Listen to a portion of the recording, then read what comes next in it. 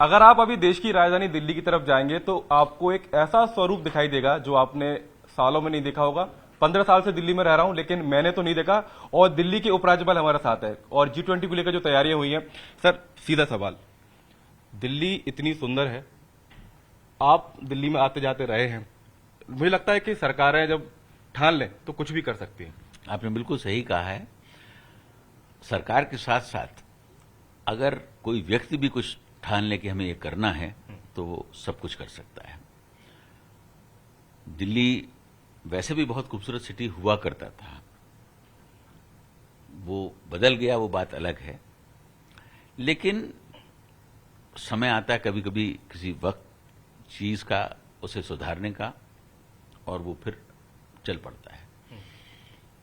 G20 तो एक बहाना है और सिटी को हमें चमकाना है, इस एम से हम लोग चल रहे हैं। और पिछले 6 महीनों में हम लोगों ने पहले तैयारियां की कि क्या किया जा सकता है। 2 महीने से इंटेंसिव मेहनत हो रही है, ग्राउंड पर उतर के मेहनत हो रही है। जो प्लानिंग की थी उसको एग्जीक्यूट किया जा रहा है और उसका रिजल्ट है कि दिल्ली बदल रहा है। मेरी कोशिश होगी कि दिल्ली का जो अभी एक स्वरूप आपको देखने को मिला है वही दिल्ली की असली पहचान हो, और उसके लिए एफर्ट्स जारी रहेंगे। दिल्ली में आपने देखा होगा पहली दफे फाउंटेन्स लगाए गए हैं, बहुत लार्ज स्केल पे लगाए गए हैं, स्टैचूज को लगाया गया है, आर्टिफैक्ट्स को लगाया गया है, और हर चीज को एक थीम के तहत सेलेक्ट करके लगाया गया है। ये परमानेंट एसेट्स हैं। G20 के बाद ये कोई चले नहीं जाएंगे, ये दिल्ली की शोभा हमेशा बढ़ाते रहेंगे और इनको और बढ़ाया जाएगा, घटाया नहीं जाएगा। जब मैं आपके पास आ रहा था तो मैं कहीं एक खबर पढ़ रहा था, उसमें लिखा हुआ था कि ये काम बहुत पहले भी हो सकता था लेकिन सरकार की तरफ से आपको उतना रिस्पांस नहीं मिला और इसीलिए हम करीब 1 साल की देरी से चल रहे हैं। मैं इन सब बातों में नहीं जाना चाहूंगा, लेकिन मैं इतना जरूर कहूंगा कि जो हम लोगों ने एफर्ट्स किए हैं, इसमें जो डिपार्टमेंट्स हमारे साथ जुड़े हैं वो भारत सरकार के भी हैं, दिल्ली सरकार के भी हैं, इंडिपेंडेंट भी हैं। सब ने बहुत मेहनत की है, दिन रात मेहनत की है, और उनकी मेहनत को जितना सराहा जाए वो कम है।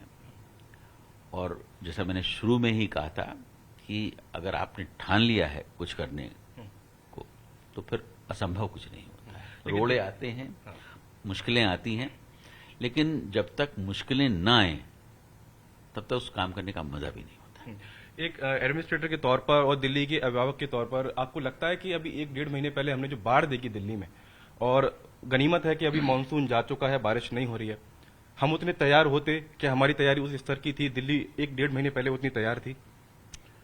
बाढ़ आई, उसमें कोई शक नहीं, उसने काफी नुकसान किया है, लेकिन उसके बाद हम लोगों ने उसको हैंडल भी किया और जो चीजें रेस्टोर करनी थी वो रेस्टोर भी कर दी गई हैं।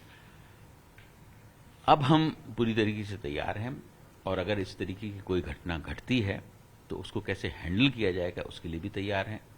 मैं नहीं समझता हूं कि अब हम इस तरीके की कोई प्रॉब्लम्स को जल्दी फेस कर पाएंगे। आपके आवास पर लगातार बैठकें हो रही थी तमाम विभागों के साथ, और कोशिश कैसे है ऐसा ना हो, लेकिन अगर कोई ऐसी आपात स्थिति पैदा होती है तो समन्वय कैसे बैठाएंगे एजेंसी से एक दूसरे से मिलकर? उसके लिए भी हम तैयार हैं। अगर मान लीजिए कोई बहुत हैवी रेन्स हो जाते हैं उस पीरियड के अंदर, तो हम लोगों ने करीब 100 ट्रैक्टर माउंटेड पंप्स को तैयार किया हुआ है, जिनकी कैपेसिटी 10 HP से लेकर 100 HP है, और उनको 35 लोकेशंस डिसाइड करके रखी हैं जहां पर वो स्टेशनड होंगे, और एक कॉल के अंदर वो वहां जो है 3 से 4 मिनट में पहुंचेंगे और अपना रेस्क्यू ऑपरेशन शुरू करेंगे। उसके साथ साथ वहां पर एम्बुलेंस भी होगी, फायर टेंडर भी होगा, एक PCR वैन भी होगी, और साथ में ये ट्रैक्टर माउंटेड व्हीकल भी होगा।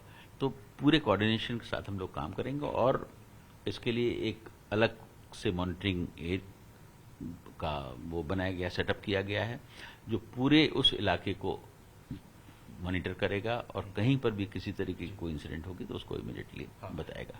1 साल पहले जब आपने पदभार संभाला था तो पहला आपका जो वक्तव्य था, पहला स्टेटमेंट यह था कि दिल्ली को फूलों की नगरी बनाना है। कहीं अड़चन नहीं आती बीच में? क्योंकि मुझे लगता है कि G20 ना हो रहा होता तो इतनी तेजी से काम हो पाता क्या, आपको लगता है? नहीं, बिल्कुल होता है। और आपको शायद जानकारी नहीं है कि मैंने जो कहा था कि दिल्ली को फूलों की नगरी भी बनाना है और उसके साथ साथ दिल्ली को एक ऐसा शहर बनाना है, सिटी ऑफ जॉय जिसे कहा जाए। बहुत सारे प्रोग्राम्स हम लोगों के चल रहे हैं, बहुत सारी चीज़ों को हम लोगों ने ऑलरेडी डेवलप कर दिया है। ट्यूलिप को आपने देखा होगा, हर साल जो करीब 40,000 लगते थे, पिछले साल 1,40,000 लगाए गए हैं और इस साल 5 लाख ट्यूलिप्स को लगाया जा रहा है। इसके साथ साथ और जो फ्लावर्स हैं उनको भी लाया जा रहा है। आप नवंबर से फरवरी तक दिल्ली को सिटी ऑफ फ्लावर्स के रूप में ही देखेंगे, ये मैं आपसे वादा करता हूँ। दिल्ली बहुत खूबसूरत लग रही है, इसको मेंटेन कैसे करेंगे? क्योंकि देखिए अभी एक आयोजन हो रहा है और दुनिया भर के करीब 40 से ज्यादा देशों के लोग यहाँ पर आ रहे हैं। मेंटेन करना कितना आपके लिए लगता है चैलेंजिंग होगा, या अब एक बार जब सुंदरता आ गई है तो बनी रहेगी, बरकरार रहेगी? ये मैंने आपसे कहा था कि ये परमानेंट एसेट्स हम क्रिएट कर रहे हैं और मेंटेनेंस उसका हमारी जिम्मेदारी बनती है। जितने भी फाउंटेन्स लगाए गए हैं, आर्टिफैक्ट्स को लगाया गया है, उनके लिए ऑलरेडी जिन जिन इलाकों में लगाए गए उन एजेंसीज ने कॉन्ट्रैक्ट दे दिए हैं एक साल के, उनको मेंटेन करने के लिए, उसकी ग्रीनरी को मेंटेन करने के लिए। लगाने के बाद अगर उसको मेंटेन नहीं करते हैं तो बहुत खराब बात है। तो मेरी कोशिश होगी कि जो कुछ भी हमने क्रिएट किया है वो परमानेंटली मेंटेन हो और सिटी में और ऐड हो, तो ये काम जारी रहेगा। दिल्ली में काम लगातार हो रहा है, आप भी हम देखता हूं आप जगह जगह दौरा कर रहे हैं, लगातार दौरा कर रहे हैं। मुख्यमंत्री कार्यालय से अब संबंध कैसे हैं? क्योंकि पहले तो लगातार अब दोनों लोग की मीटिंगें होती थी, दिल्ली को बहुत बेहतर करना, दोनों तरफ से हम सुनते थे। वो मनमुटाव इस समय है या चीजें बदल चुकी है? मेरे मन में कोई मनमुटाव नहीं है और हम लोग मिलते भी हैं और जब जैसी जरूरत होती है उस लिहाज से मीटिंग भी होती है। मैं नहीं समझता हूं कि मनमुटाव की कहीं कोई गुंजाइश है।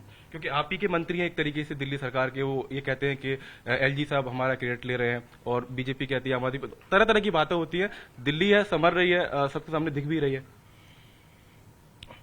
क्रेडिट उन अफसरों को देना चाहिए जिन्होंने दिन रात इसमें मेहनत की है, इसके अलावा क्रेडिट लेने का हक किसी को नहीं। किसी को नहीं है। आखिरी सवाल सर, फव्वारे लगाए गए और ये कहा जा रहा है कि जो धार्मिक भावनाएं हैं वो आहत हुई हैं, क्योंकि एनजीटी की गाइडलाइंस कहती हैं कि सीवर का पानी, गंदा पानी उससे वहां से निकल रहा है और उनको उसी पानी को फव्वारे पे छोड़ा जाता है।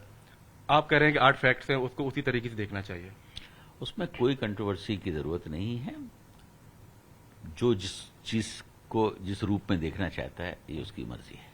दिल्ली की जनता को एक लाइन क्या कहेंगे, क्योंकि सबकी जिम्मेदारी है ये, इसको दिल्ली को ऐसे ही संभाल के रखना आगे भी?